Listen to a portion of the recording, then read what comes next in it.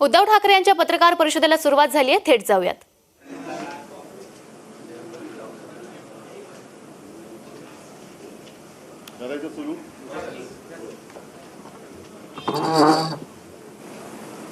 तुम्ही आता जो प्रश्न विचारला नवीन विषय आहे का? विषय तर रोज नवीन नवीन आहेत, मात्र काही विषय हे खूप वर्षांपासून जसेच्या तसे आहेत. मी गेले काही दिवस कुठे माझी काही प्रतिक्रिया दिलेली नव्हती, कारण गणपती उत्सव होता, त्याच्यानंतर आता आपला दसरा मेळावा होणार. साहजिकच आहे, दसरा मेळाव्यात मला जे बोलायचं ते मी विस्ताराने बोलणारच आहे. आज मात्र मी जरा अस्वस्थ आहे, उद्विग्न आहे. तो एवढ्यासाठी, सध्या आरोग्य यंत्रणेचे जे काय 3:13 वाजलेले आहेत, 12 वाजलेले आहेत, ते बघितल्यानंतर खरोखर संताप येतो. कारण महाराष्ट्रामध्ये जेव्हा जगभरामध्ये कोरोनाचं संकट होतं, तेव्हा महाराष्ट्रामध्ये महाविकास आघाडीचं सरकार होतं, मी मुख्यमंत्री होतो. आज मी मुख्यमंत्री नाही आहे, सरकार महाविकास आघाडीचं नाही आहे. महाराष्ट्र तोच आहे, आरोग्य यंत्रणा तीच आहे. पण ज्या आरोग्य यंत्रणेने एक जग व्यापून टाकलेलं संकट, त्या संकटाचा सामना केला, यशस्वीपणाने केला, त्याच महाराष्ट्राची दुर्दशा हे सरकार बदलल्यानंतर चव्हाट्यावरती आलेली आहे. करोनाच्या काळामध्ये मग मुंबई मॉडेल असेल, महाराष्ट्र असेल, याच यंत्रणेने हेच डॉक्टर होते, डीन होते, परिचारिका त्याच होत्या, वॉर्ड बॉय तेच होते, यांनी जीवाची बाजी लावून रुग्णांची सेवा केली. आणि करोनावरती इलाज नसताना सुद्धा जी काही औषधं वापरली जात होती, ती औषधं अगदी महाराष्ट्रातल्या कानाकोपऱ्यात, दुर्गम भागामध्ये सुद्धा पोचवण्याचं काम या यंत्रणेने केलं होतं. माझ्या माहितीप्रमाणे कदाचित महाराष्ट्र हा पहिला किंवा एकमेव असा प्रदेश आहे, राज्य आहे, की दुर्गम भागात ड्रोननी सुद्धा औषधं पुरवठा केला गेला होता. ड्रोननी सुद्धा औषधं पुरवली होती. मी स्वतः नंदुरबारच्या एका टोकाच्या लसीकरण केंद्राला भेट दिली होती. तिथे सुद्धा लसीकरण झालं होतं. कुठेही औषधांचा तुटवडा नव्हता, लसीचा तुटवडा नव्हता, डॉक्टर व्यवस्थित होते. अगदी काही डॉक्टर्स आणि रुग्ण म्हणजे परिचारिका असतील किंवा वॉर्डबॉय सुद्धा, यांचासुद्धा त्याच्यामध्ये मृत्यू झाला. पण ते कुठेही मागे हटले नाहीत, योद्ध्यासारखे लढले. आणि त्या योद्ध्यांना आज बदनाम केलं जाते.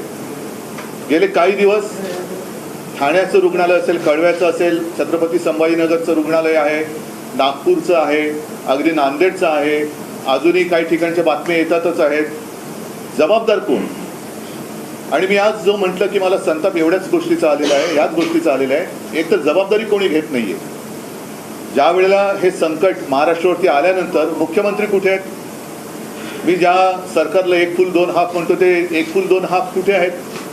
त्यातलं 1 फूल आणि 1 हाफ तर दिल्लीत आहेत, दुसरा हाफ कुठे आहेत कल्पना नाही मला. पण इकडे हॉस्पिटलमध्ये बळी जात असताना महाराष्ट्राचे मुख्यमंत्री हे दिल्लीमध्ये बसलेले आहेत. नक्षलवाद्यांचा सामना कसा करायचा? जरूर ते एक संकट आहे, पण रुग्णालयामध्ये जेवढे आज बळी गेलेले आहेत, तेवढे काही वर्षांमध्ये नक्षलवाद्यांच्या हमल्यामध्ये बळी गेलेले नाहीत.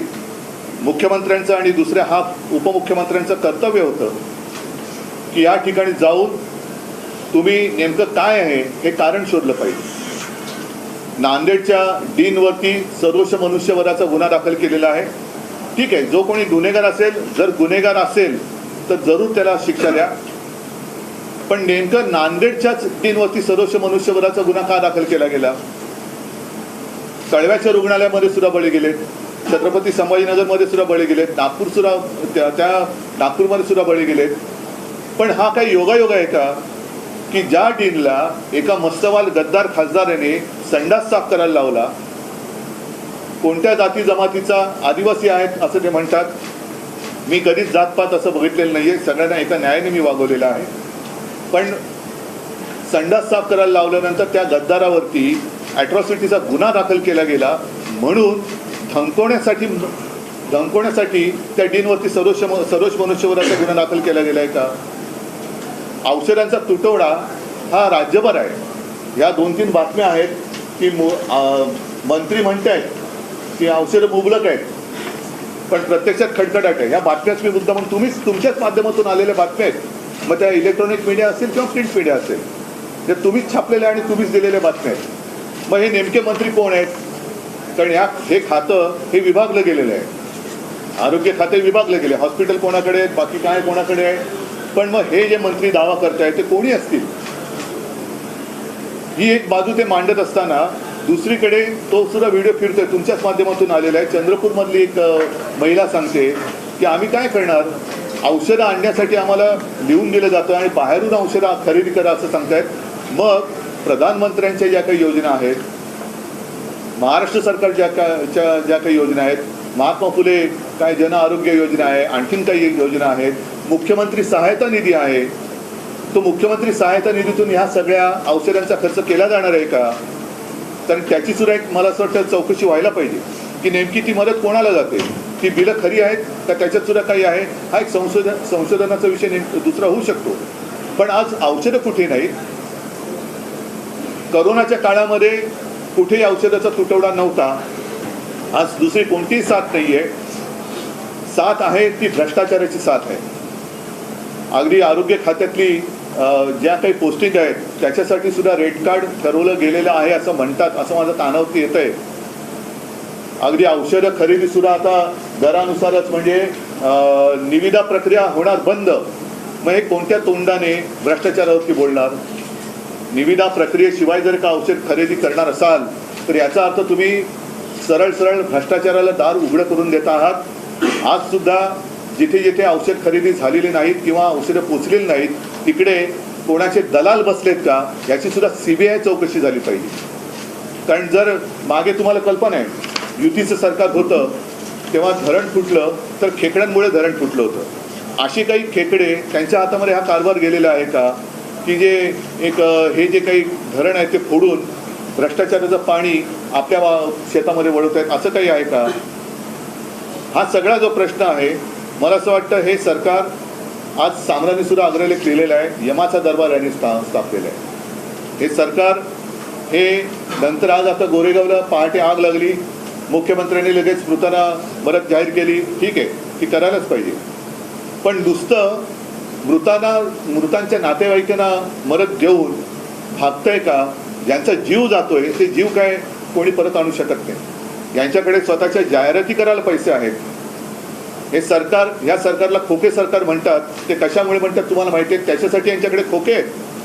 गुजरातमध्ये जाऊन मजामस्ती करायला, गुवाहाटीला जाऊन मजामस्ती करायला, गोव्यात जाऊन टेबलवरती नाचायला यांच्याकडे पैसे आहेत. पण महाराष्ट्रातील रुग्णांचे जीव वाचवायला यांच्याकडे पैसे नाहीत. असंच सरकार, या सरकारची आता मला असं वाटतं निपक्षपातीपणाने CBI चौकशी झाली पाहिजे. मी निपक्षपातीपणाने एवढ्यासाठी म्हटलं कारण काही जणांवरती जे गुन्हे दाखल केले गेले होते त्यांच्या चौकशीचा फार्स करून त्यांना क्लीन चिट देण्यात आली. हा चौकशीचा फार्स आहे. म्हणजे नुसते विरोधकांच्या मागे चौकशीचं शुक्लकाष्ट लावायचं आणि स्वतःच्या भ्रष्टाचाराला मोकाट कुरण सोडून त्याच्यावरती चराला द्यायचं, हा काही कारभार नाही आहे. आणि या सरकारबद्दल मी एक फुल दोन हाफ जे म्हटलं त्यातले दुसरे जे उपमुख्यमंत्री आहेत अजितदादा पवार, ते जेव्हा आमच्यामध्ये होते, विरोधी पक्ष नेते होते, त्यांनी कोर्टाने या सरकारवरती मारलेले ताशेरे जे होते ते भर सभेत बोलले होते. ते ताशेरे म्हणजे हे सरकार नपुसक आहे. कोर्टाला हे कळलेलं आहे की हे सरकार कसं आहे. अगदी सर्वोच्च न्यायालयाला सुद्धा कळलेलं आहे. पण हे सरकार आता लवकरात लवकर घालवलं पाहिजे, कारण ह्याच्या या भ्रष्ट कारभारामुळे लोकांचे आता बळी जायला लागलेले आहेत. आणि म्हणून मला असं वाटतं की जनतेने सुद्धा आता जागं झालं पाहिजे. मी महाराष्ट्रातल्या तमाम शिवसैनिकांना आणि शिवसेनेच्या पदाधिकाऱ्यांना एक विनंती करतोय की ज्या काही तक्रारी माझ्यापर्यंत पोचत आहेत त्या काही माध्यमातून सुद्धा येत आहेत, काही माझ्या शिवसैनिकांच्या माध्यमातून पण येत आहेत. सर्वांना सांगतोय आपापल्या जिल्ह्यातील, आपापल्या तालुक्यातील सरकारी रुग्णालयात जाऊन तिथल्या डीनना आणि डॉक्टर्सना विश्वासात घेऊन, कारण ते गुन्हेगार नाही आहेत, औषधाचा पुरवठा होत नाही हा काही त्यांचा दोष नाही आहे, पण वस्तुस्थिती जी काही आहे, कुठे कुठे हॉस्पिटलमध्ये औषधं किती पोचलेली आहेत, किती तुटवडा कधीपासून आहे. कारण मला आठवतं आहे की जोपर्यंत आमचं सरकार होतं तोपर्यंत महाराष्ट्रामधल्या प्रत्येक सरकारी हॉस्पिटलमध्ये किती कोणत्या म्हणजे रोज किती साठा आहे, तो साठा आणि पुरवठा हे सगळं कॉम्प्युटराईज होतं. ती पद्धत आज चालू आहे का? नसेल तर ती कोणी बंद केली? आणि जो मंत्री ज्याला कळलं की हाफकिनच्या माध्यमातून औषध खरेदी होते, तर त्याने विचारलं की कोण आहे हाफकिन? असे जर का दिव्य ज्ञानी मंत्री त्या खात्याचे कारभार सांभाळणार असतील तर पहिलं त्यांच्या बुद्धीवरती इलाज करायला पाहिजे आणि मग त्यांच्याकडे खातं दिलं गेलं पाहिजे. तर हा जो काही सगळा एक कारभार चाललेला आहे, माणुसकीला सोडून चाललेला आहे. म्हणजे सगळे मंत्री, पालकमंत्री कोण होणार याच्यासाठी रुसवे फुगवे चाललेले आहेत. मंत्रीपदासाठी मारामाऱ्या चाललेल्या आहेत. औषधं खरेदीसाठी पैसे नाहीत पण परदेशवाऱ्या चाललेल्या आहेत. लोकशाही स्वतः चुरगणासारखी टेबलवर पडलेली असताना आपले ट्रायब्युनल जे आत्ताचे आहेत ते म्हणजे पेशंट टेबलवरती आणि डॉक्टर दौऱ्यावरती, अशी त्याची परिस्थिती होती. तर असा हा सगळा उथळ कारभार चालू असताना महाराष्ट्राच्या जनतेने आता या मंत्र्यांना ठिकठिकाणी जाब विचारला पाहिजे. नुसतं डीनवरती ढकलून हे चालणार नाही. कारण आज काही डॉक्टरांनी सुद्धा एक लेख लिहिलेला आहे, मला वाटतं लोकमतमध्येच आलेलं आहे. डॉक्टर मुळके का काहीतरी त्यांचं नाव आहे, डॉक्टर मुळके, बरोबर आहे. त्यांनी तेच म्हटलेलं की सगळे आपण डॉक्टरांच्या माथी का मारताय, बरोबर आहे.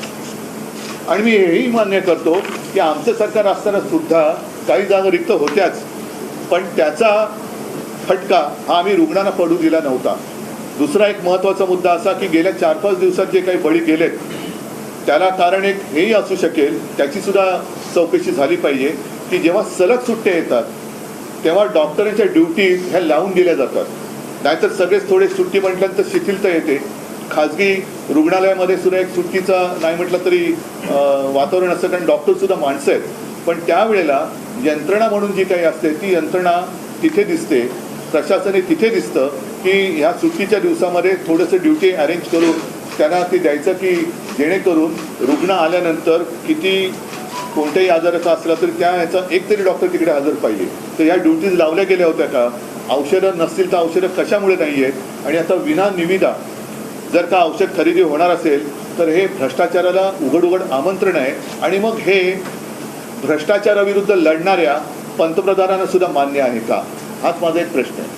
हायकोर्टमध्ये या विषयावर हिअरिंग होत होती. आता हायकोर्टमध्ये सरकारच्या वकिलांचं असं म्हणणं आहे की गावाचे जे रुग्णालय आहे त्यात पेशंट एकदम सिरियस झाल्यानंतर ॲडमिट होतात म्हणून मृत्यू पडतो. हे आता नवीन काय पद्धत आली का? आतापर्यंत काय असे रुग्ण येत नव्हते हॉस्पिटलमध्ये? हा म्हणजे अत्यंत नालायकपणा आहे, निर्गुणपणा आहे.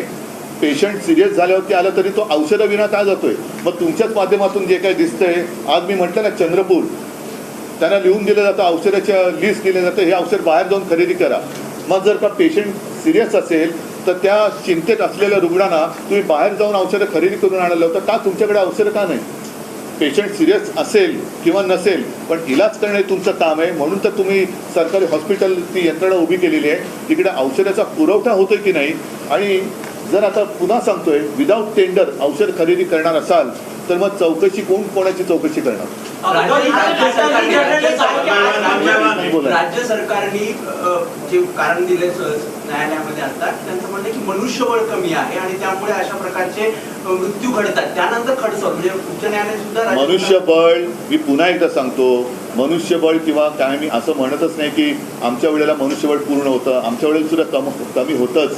पण त्या मनुष्यबळावरतीच आम्ही करोनाचा सामना केला होता. त्याच मनुष्यबळावरती तेच डॉक्टर होते, हीच यंत्रणा होती. पण त्याच्यात रुग्णांची संख्या खूप होती, औषधं म्हणजे इलाज नव्हता. तरी देखील जी काय औषधं वापरली जात होती त्या औषधांचा कुठे आम्ही तुटवडा होऊ दिला नव्हता, ऑक्सिजनचा दिला नव्हता. आता मात्र तसली साथ नसताना भ्रष्टाचाराची साथ आलेली आहे, त्याचे हे बळी आहेत. हाईकोर्टाने सांगितलेलं की जर याच्या पुढे मनुष्यबल की कमी की वजह से या फिर मैन पावर या दवाई की कमी की वजह से कोई भी मौत होती तो उसे हम बर्दाश्त नहीं करेंगे. नाही, पण त्याच्यावरती काय होते, मी पूर्ण कोर्टाचा आदर करून बोलतोय की कोर्टाने कुठेतरी यांना धडा शिकवला पाहिजे, एक कुठेतरी कारवाई केली पाहिजे. त्याच्याशिवाय सुधारणार नाही. कारण कोर्टाने ताशेरे मारल्यानंतर यांच्याकडनं वेळ मारून नेली जाते आणि पुन्हा कोण अशी दुर्घटना घडल्यानंतर पुन्हा तेच येरे माझ्या मागल्या ते सुरू होतं. म्हणून मला असं वाटतं की एकदा यांना दणका कोर्टाने दिला पाहिजे. विशेष म्हणजे सर्वोच्च न्यायालयाने सुद्धा आता लोकशाहीचा जास्त अंत न पाहता निर्णय दिला पाहिजे. तर जून महिन्यामध्ये मेडिकल कॉलेजेसमधल्या सर्व जवळपास 400 डॉक्टरांच्या घाऊक बदल्या मोठ्या प्रमाणात झाल्या होत्या आणि त्यामुळं भाऊक की भाऊक घाऊक मोठ्या प्रमाणात नाही म्हणून म्हटलं भाऊक म्हणजे भावना नाही, त्या भाऊकचा अर्थ तुम्हाला कळला असेल. तडकाफडकी बदल्या अशा झाल्या होत्या आणि त्यातले जवळपास नाही आता सध्या डॉक्टर्स हे अद्यापर्यंत आता जे पोस्टिंग चाललेलं आहे हे मी आरोप करत नाही, ही कुजबूज आहे. आताची जी पोस्टिंग आहे त्याचं रेट कार्ड ठरवलं गेलं असं माझ्या कानावर आलं. उद्धवजी, तुम्ही विद्यमान सरकारच्या आरोग्य व्यवस्थेवर म्हणजे त्यांच्या माध्यमातून जी आरोग्य व्यवस्था सुरू आहे त्यावर चिंता व्यक्त करत आहात, पण विद्यमान सरकार तुमच्या नेतृत्वाखाली झालेल्या प्रकारांकडे बोट दाखवते. ते जाऊ द्या. कोविड काळात असे झालेला भ्रष्टाचार असेल, म्हणूनच माझं म्हणणं आहे ऑक्सिजनच्या झालेली मृत्यू असतील, हा तुमचा प्रश्न नवजात बालकांचा झालेला मृत्यू असेल विदर्भातल्या एका हॉस्पिटलमध्ये, या गोष्टींकडेही तुमचे हा तुमचा प्रश्न त्यांच्या वतीने अगदी योग्य आहे. हा तुम्ही त्यांच्या वतीने विचारलेला प्रश्न मला अगदी योग्य आहे, पण तरी देखील मी अभिमानाने सांगेन की त्यावेळेला करोना काळामध्ये महाराष्ट्र सरकारने केलेलं काम हे सर्वोत्तम आहे म्हणून जागतिक दर्जावरती गौरव त्याचा झाला होता. आणि त्याच काळामध्ये राज्यातल्या सर्वोत्तम मुख्यमंत्र्यांमध्ये माझं नाव येत होतं. हे माझं कौतुक नव्हतं, तर या यंत्रणेचं कौतुक होतं. त्याच्यामुळे नुसती बोटं टाकून चालणार नाही आहे. आत्ता जे काय यांचं खोटं सगळं पडलेलं आहे त्याच्यावरती बोला. आज तर कुठेही साथ नाही आहे. मनुष्यबळ हेच होतं, डॉक्टर हेच होते. आणि त्यावेळेला तर निविदा प्रक्रियेतनं औषधं खरेदी केली जात होती, हाफकिनच्या माध्यमातून केली जात होती. आता जर आरोग्य मंत्र्याला हाफकिन ही संस्था आहे तर आता कोणतरी दलाल आहे हेच माहिती नसेल तर ते कोणाकडे बोट दाखवणार. आरोग्यमंत्री यामध्ये कुठेही चित्रात दिसत नाहीये ना. त्यांनी जाऊन भेट घेतलेली आहे. महाविकास आघाडीमधील जे माजी मंत्री नेते ते जाऊन तिथे भेट देतात, मात्र आरोग्यमंत्री कुठेही या चित्रामध्ये नाही. ते पोस्टरवरती दिसतील तुम्हाला. तेच तर आहे, यांच्या जाहिराती करायला यांच्याकडे पैसे आहेत. या सगळ्या यात्रा सहली करायला आमदार इकडे तिकडे फिरवायला, खासदारांना फिरवायला पैसे आहेत, मात्र औषधं खरेदी करायला पैसे नाही. हे फार संतापजनक आहे. नाही आता याच्या पूर्वी बघा शेवटी जबाबदारी कोणीच घ्यायला तयार नाही आहे. जालनामध्ये मराठा समाजाचं जे जरांगे पाटलांच्या नेतृत्वाखाली आंदोलन सुरू होतं त्याच्यावरती अतिरेक्यांसारखी पोलीस कारवाई झाली, कोणीच जबाबदारी घेतली नाही. वारकऱ्यांवरती लाठी हल्ला झाला, कोणीच जबाबदारी घेतली नाही. बारसूमध्ये तर महिलांना अत्यंत निर्घुणपणाने मारहाण केली, कोणीच जबाबदारी घेतली नाही. आत्तासुद्धा मुख्यमंत्र्यांच्या कळव्यामध्ये सुद्धा काही दिवसापूर्वी बळी गेले तरीसुद्धा मुख्यमंत्री तिकडे फिरकले नाही आहेत. आत्ता नागपूरमध्ये बळी गेले, उपमुख्यमंत्री फिरकले नाहीत. म्हणजे हा निर्घुणपणा आहे. म्हणजे एक तर गणपतीच्या दिवसांमध्ये नागपूर बुडालं होतं तरी आपले मुख्यमंत्री बॉलिवूडच्या सिनेतारकांमध्ये फोटो काढण्यामध्ये व्यस्त होते. का नागपूरमध्ये ज्यांच्या घरात पाणी घुसलं त्यांच्या घरात गणपती नव्हते का? ते हिंदू नव्हते? म्हणजे जर तुम्हाला हिंदू मुस्लिम करायचं असेल, गणपती घरी होते म्हणत असाल तर गणपती त्यांच्याही घरी होते ज्यांच्या घरामध्ये नागपूरमध्ये पाणी घुसलं. मग तेव्हा मुख्यमंत्री का नाही गेले? ते आपल्या सहकुटुंब सहपरिवारासह सगळ्यांना फिरून बोलून बॉलिवूडच्या ताऱ्यांसोबत फोटो काढण्यात मग्न होते. आता सुद्धा मुख्यमंत्री का जात नाही तिकडे? सर, एकीकडे सरकार म्हणतंय की फंड्स डिस्पर्स केले जात आहेत, पण दुसरीकडे 30% 70%चा जो घोळ आहे प्रोक्युअरमेंट होत नाहीये. हाफकिन म्हणताय आता आमच्या हातात काही नाहीये. कुठेतरी एक नॉन कोऑर्डिनेशन आहे आणि सरकार सिरियस नाहीये असं वाटतंय.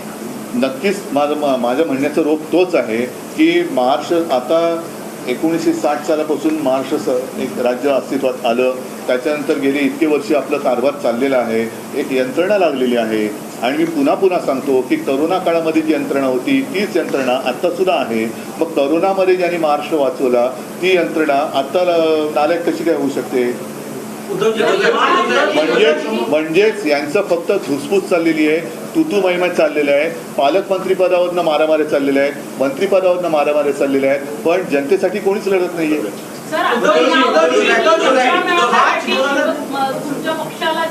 त्याच्यावरती मी नंतर बोलेन आणि दसरा मेळाव्यात मला जे बोलायचं ते मी बोलेन. मृत्यू झालेला आहे त्या ठिकाणी तुम्ही प्रत्यक्ष जाऊन काही माहिती घेणारा किंवा पाहणी करणारा? काय जाऊन पाहणी करू? हे जर असंच दिसत असेल तर पाहणी तरी काय करायची? गेलेल्या माणसांबद्दल जाऊन सांत्वन तर करायला पाहिजे, हा भाग वेगळा. पण माझं म्हणणं तेच आहे की आज मी कोणीच नाही आहे, मी मुख्यमंत्री नाही आहे. आणि जसं तुम्ही प्रश्न विचारला, माझा पक्षही चोरलाय, चिन्हही चोरलेत, पण ज्यांनी चोरलंय ती चोर मंडळी इकडे काय नाही जात? काम त्यांचं आहे, कर्तव्य त्यांचं आहे. आणि हे सुद्धा जर आम्ही करायचं असेल तर मग हे कशाला पाहिजेत? आमचं सरकार पाडलंच कशाला? आम्ही तर करतच होतो काम. मग आता हे जात का नाही? चोर कंपनी जात का नाही तिकडे? औषधाच्या मुद्द्यावर मार्च 2023 मध्ये एक बॉडी बनवण्यात आली, पण 6 महिने झालेले आहेत, अजूनही मेंबर. नाही, आणखीन एक गोष्ट मला सांगा. करोनाच्या काळामध्ये आमच्या सरकारने एक टास्क फोर्स निर्माण केला होता. आता करोनाची साथ गेल्यानंतर साहजिकच आहे, फक्त एकच आहे, दुर्दैवाने माझं सरकार गद्दारी करून यांनी पाडलं. त्याच्यामुळे मला टास्क फोर्सचं तसं काही नीट आभार मानता आले नाही, कारण ही सुद्धा तज्ज्ञ लोक होती आहेत. आता तो टास्क फोर्समध्ये रद्द केला गेला आणि नवीन टास्क फोर्स नेमला. त्याच्यामध्ये मला वाटतं लष्कराच्या सुद्धा अधिकारी एक त्या महिला आहेत त्यांना घेतलेले आहे. मग हा टास्क फोर्स करतोय काय? आता या टास्क फोर्सवरती काय जबाबदारी दिलेली आहे? काम काय आहे? का नेमलेला आहे हा टास्क फोर्स? मग तुम्ही जे म्हणता मी जाणार का? हा टास्क फोर्सला पाठवा ना तिकडे. टास्क फोर्सने जावं सगळ्या हॉस्पिटलमध्ये, राज्याचा दौरा करावा आणि विचारपूस करावी औषधं आहेत की नाही. नेमकं तुम्ही आता म्हणताय की रुग्ण सिरियस होऊन तिकडे येत आहेत, तर जनजागृती करा.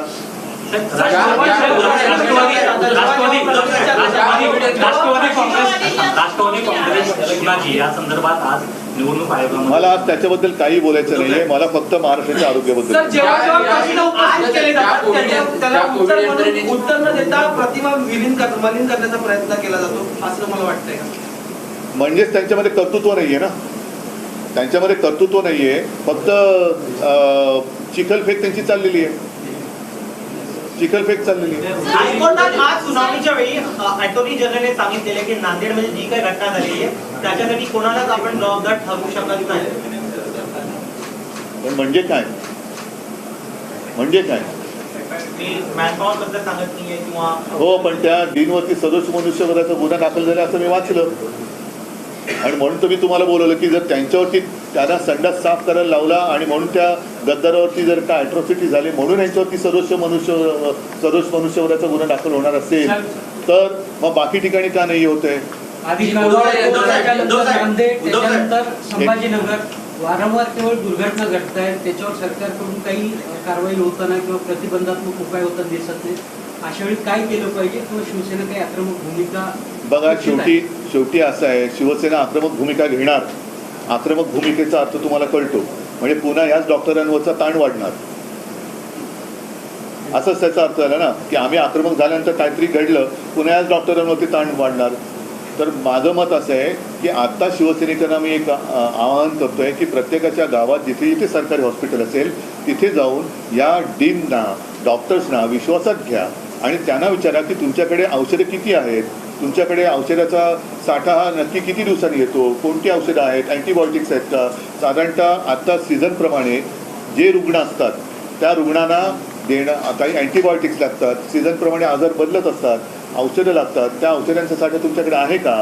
कारण मला आठवते की साधारणतः मार्च एप्रिलच्या सुमारास पुढचा पावसाळा लक्षात घेऊन आदिवासी पाडे असतील किंवा दुर्गम भाग जिकडे अतिवृष्टी असेल होत असेल किंवा दरड कोसळण्याची शक्यता असेल अशा ठिकाणी पाऊस सुरू होण्याच्या आधी काही औषधांचा साठा हा पुरवावा लागतो. म्हणजे धान्य पुरवावं लागतं. ह्या सगळ्या काही यंत्रणा ह्या पुढचे सीझन लक्षात घेऊन आधीपासून त्यांना कामावं लावावं लागतं. उद्धव साहेब, मागील काही दिवसांपासून उपमुख्यमंत्री अजित पवार सरकारमध्ये सक्रिय दिसत नाहीयेत. त्यांची नाराजी असल्याचं समजतंय. तुमच्यासोबत ते उपमुख्यमंत्री होते, तुमचा अनुभव कसा आहे? सर, याला जोडून आहे की अजित पवार जेव्हा नाराज होतात तेव्हा काही सकारात्मक बदल जे आहेत ते त्यांच्या दृष्टीने घडून येतात असं देखील दिसून आलं. माझ्या वेळेला तरी अशी काही त्यांची नाराजी वगैरे कधी मी काही बघितली नव्हती. माझ्याबरोबर सगळे काही व्यवस्थित होते. उलटं ते चांगलं काम करत होते म्हणून जी काही ज्या लोकांच्या पोटात दुखत होते त्यांच्या उरावरती आता अजितदादा बसलेले आहेत. त्याच्यामुळे तर अजितदादांपेक्षा ज्यांच्या उरावरती बसलेत त्यांनी नाराज व्हायला पाहिजे आणि ज्यांनी त्यांना बसवलंय त्यांच्याही ते उरावर बसले म्हणून त्यांनी नाराज व्हायला पाहिजे. ज्या कोविड यंत्रणांचं तुम्ही कौतुक करताय त्याच मुंबई महानगरपालिकेच्या अनेक यंत्रणांची वेगवेगळ्या माध्यमातून चौकशी सुरू आहे. अनेकांना समज देखील जात आहे. ज्या कोविडमध्ये मी तुम्हाला तेच सांगितलं. आता दिनेशने तोच प्रश्न विचारला होता. हे स्वतः भ्रष्ट लोक आहेत आणि मग आता काय होतं, काही गोष्टी मी दसऱ्याच्या वेळेत बोलणार आहे की कोणत्या तोंडाने चौकशी करणार. आज तर कोणतीही साथ नाही आहे. आणि त्यावेळेला सुद्धा जे कोविड काळातला भ्रष्टाचार म्हणतायत, मग कोविड काळाचा भ्रष्टाचार PM केअर फंडापासूनचा काढा, संपूर्ण देशाचा कारभार त्याची चौकशी करा, माझी तयारी आहे. जर मुंबई महापालिकेत घोटाळा झाला, भ्रष्टाचार झाला असा यांचा जर का समज असेल तर मग मात्र ठाणे, पिंपरी चिंचवड, नागपूर, बीडपूरपासून काश्मीर ते कन्याकुमारी तुमचं आहे ना सर्व काय समान नागरी कायदा, मग समान चौकशी करा. अगदी उत्तर प्रदेश पण त्याच्यात घ्या, गुजरात पण त्याच्यात घ्या. व्हेंटिलेटर कोणाकडनं घेतले होते, ते का बिघडले होते, या सगळ्याचा तुम्ही पर्दाफाश करा. आमची तयारी आहे. सर, या सरकारकडून वेगवेगळे मेडिकल कॉलेजेस जाहीर केले जात आहेत, पण इकडे डॉक्टरांची भरती होत नाही असा आक्षेप डॉक्टरांनी घेतलाय. जे हॉस्पिटल्स आहेत मुंबईतले त्यांची तिकडे बदली केली जाते आणि त्यामुळे हा ताण वाढतो. तर भरती का केली जात नाही असं तुम्हाला? आता हाच तर मुद्दा आहे ना. आता त्यावेळेला नाही, मी तुम्हाला सांगितलं ना की त्यावेळेला जेव्हा मी हा कारभार बघत होतो तेव्हा तुम्हाला सर्वांना कल्पना आहे, मी ती जबाबदारी स्वतः घेतली होती एक कुटुंब प्रमुख म्हणून, आणि तुमच्याच माध्यमातून किंवा फेसबुक लाईव्हच्या माध्यमातून जनतेशी मी संवाद साधत होतो. कुठे आपल्याला काही कमतरता आहे ती त्यांना सांगत होतो, काय करावं हे सांगत होतं. तसं विश्वास देणारं आज कोणीच दिसत नाही आहे. नुसतं स्वतःच्या अंगावरचं झुरळ दुसऱ्यावरती झटकायचं हेच काम यांचं चाललेलं आहे. मात्र यांना मिरवण्याचा जो काही एक शौक आहे प्रत्येक ठिकाणी, म्हणजे गणपतीमध्ये मिरवायचं, बॉलिवूडच्या लोकांना बोलवायचं, आणखीन कुठे जाऊन मिरवायचं, हे सगळे जे काही मिरवणं आहे ना, त्या मिरवण्यापैकी काही टक्के जरी पैसा या यंत्रणेवरती वापरला तरी मला असं वाटतं राज्य सुरळीत चालेल. ठीक आहे. संजय सिंगला अटक झालेली आहे. नाही, आज मी काही बोलणार नाही. या विषयावर मी दसराला बोलेन. सगळ्यांना धन्यवाद.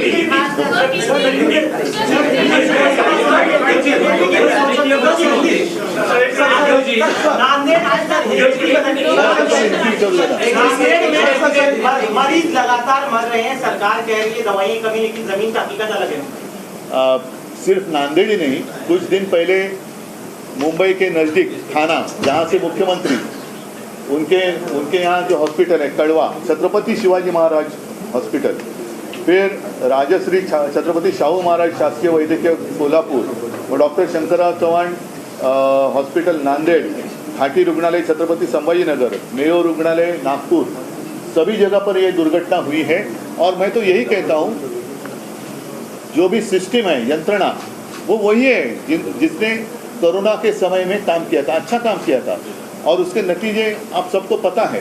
उस वक्त मैं चीफ मिनिस्टर था और कई बार देश में एक अच्छा मुख्यमंत्री, उसमें मेरा नाम आया था. वो गौरव मेरा नहीं था, इन लोगों का था.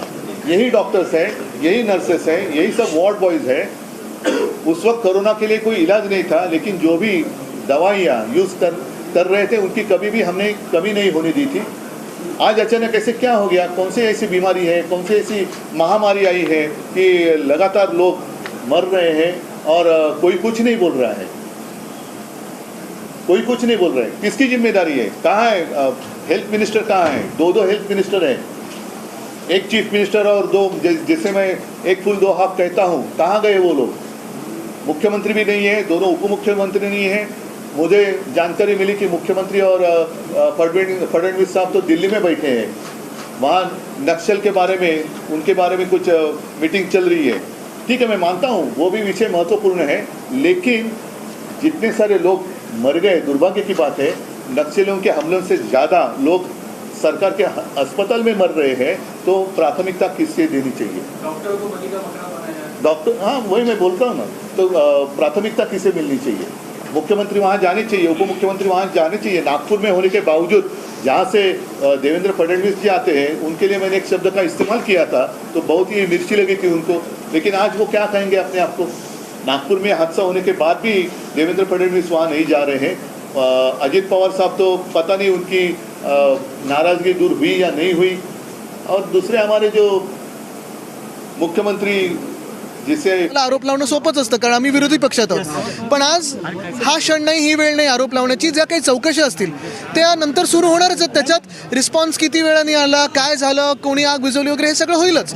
पण मी परत हेच सांगेन, कितीही कोणी आरोप केले तरी आम्ही जबाबदार विरोधी पक्ष आहोत आणि आम्ही आज आरोप लावणार नाही. जे काही चौकशीत आम्हाला समोर आणायचं असेल ते आम्ही जबाबदारपणे आणू. मुंबई कोर्टाने देखील या संदर्भात ताशेरे ओढले होते महानगरपालिकेला ते लागू करा म्हणून, आणि अशा घटना ज्या आहेत त्या वारंवार होत आहेत. एक तुम्ही विरोधी पक्ष म्हणून काय करणार आहात या संदर्भात, कारण मुंबईमध्ये अशा वारंवार घटना होत आहेत. मला वाटतं आपण पाहिलं असेल, मुंबईत असेल, महाराष्ट्रात असेल, देशभरात असेल, फायर सेफ्टी हे महत्त्वाचंच आहे. आपली मुंबई फायर ब्रिगेडमध्ये गेल्या 25 वर्षात आपण पाहिलं असेल, मोठ्या लॅडर्स असतील, मोठे इंजिन्स असतील, ड्रोन्स असतील किंवा रोबोट्स असतील, हे सगळं आम्ही आणलेलं आहे. आज महत्त्वाची गोष्ट हीच आहे की फायर सेफ्टी आपण पाहत असताना प्रत्येक बिल्डिंगमध्ये फायर सेफ्टी यंत्रणा चालते की नाही हे सगळं करण्यासाठी तिथे आपण एक वेगळी यंत्रणा त्यावेळी लावलेली. आता ती कार्यरत आहे की नाही हा एक वेगळा प्रश्न झाला. आज मी पुन्हा सांगेन एकदा, मी जरी विरोधी पक्षात असलो तरी आम्ही जबाबदार विरोधी पक्ष आहोत, आणि आज इथे येऊन प्रश्न नुसतं विचारणं की आरोप करणं हे योग्य नाही. इथे आम्ही आलेलो आहोत ते धीर द्यायला. इथे जी लोक आहेत आज पण पाहताय, ज्यांचे सगळ्यांचे आता घरदारं जे रस्त्यावर आलेले आहेत त्यांना धीर देणं गरजेचं आहे. जे उपचार त्यांच्यावर चालू आहे त्यांना काय मदत मिळणार आहे, जे जखमी आहेत त्यांना काय मदत मिळणार आहे, हे प्रश्न आम्ही विचारणार आहोतच. पण इथे येऊन राजकारण करणं हे योग्य नाही. आरोप आम्हाला पण लावता येतात, पण हे जरी आरोप लावता आले असतील तरी प्रश्न एका योग्य ठिकाणी आम्ही विचारू, आज इथे नाही विचारणार. तसं आपण जर पाहिलं असेल तर सकाळी मला वाटतं 4 वाजता प्रियंकाजी इथे आल्या होत्या, आमचे शाखा प्रमुख देखील इथे पोहोचले होते, मदतीला शिवसैनिक होतेच इथे.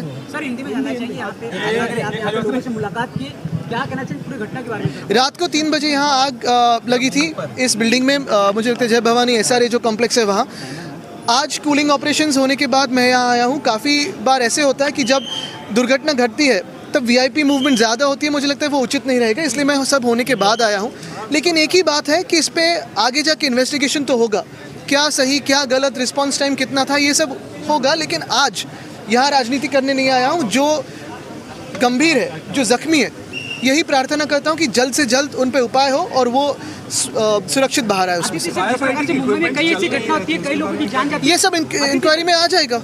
कई मुंबई में या महाराष्ट्र पे कई जगह ऐसी आग होती लगती है, कई लोगों की मौत जाती है, वही कमेटी बना, लेकिन उसके बाद क्या होता है कुछ नहीं. बिल्कुल, लेकिन ये भी बात सही है कि अगर आप देखें तो हमारे जवान जो होते हैं फायर ब्रिगेड के, वो रिस्पॉन्स करते हैं, रिस्पॉन्ड देते हैं. लेकिन मुझे लगता है ये सारे जो आरोप हो, ये जो बातें हो, चिंता की बात जो हो, वो एक उचित समय पे जल्द से जल्द उठाते रहना ज़रूरी है, और वो उठाते रहे हम. अगर हम आप अधिवेशन देखें, लोकसभा का हो, राज्यसभा का हो, विधानसभा, विधान परिषद, ये सारी बातें होती रहती है. लेकिन जब दुर्घटना घटती है तो मुझे लगता है पहली बात यही होती है कि आके जो भी जख्मी हो उनको सपोर्ट करें, जो भी घर से बाहर हुए हो उनको सपोर्ट करें, और किस तरह से सपोर्ट करें उस पर बात हो.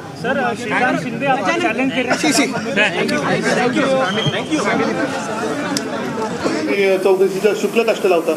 जर ह्यांचा भ्रष्टाचार दाखवला तर हे उलटी बोटे दाखवतात. जिथे भ्रष्टाचारच नाही आहे तिकडे बोटे दाखवून हे सुटू शकत नाही. कारण शेवटी कोणी किती काय म्हटलं तरी अनुभव हा सगळ्यात मोठा गुरु असतो, आणि तो अनुभव या सरकारचा ही जनता घेते आहे.